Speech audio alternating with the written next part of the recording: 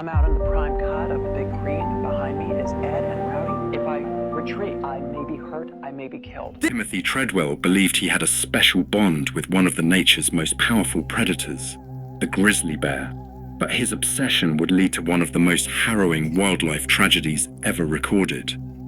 For over a decade, Timothy dedicated his life to living among bears in the remote wilderness of Alaska. He filmed them, studied them, and even spoke to them as if they were old friends. His fearless approach was nothing short of astonishing. He would walk right up to these massive creatures, talking to them, touching them, and even giving them names. For years, he defied the odds. The bears tolerated him, never showing aggression. And this led Timothy to believe he was no longer an outsider. He thought he had been accepted into their world, but the wilderness follows its own rules, and nature has no favorites. In October 2003, Timothy returned to Alaska for what would be his final trip. He was there to observe the bears preparing for hibernation, but this time, he wasn't alone. He brought along his girlfriend, Amie Huguenard.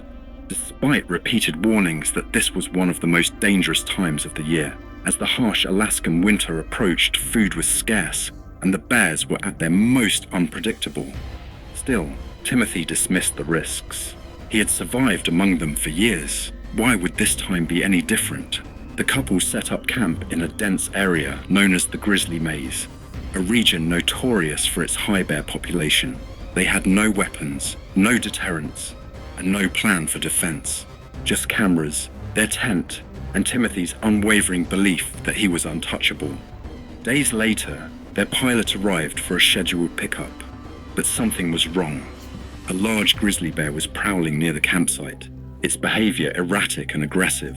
Sensing danger, the pilot immediately retreated and alerted park authorities. When rangers arrived, they stumbled upon a scene so disturbing it would haunt them forever.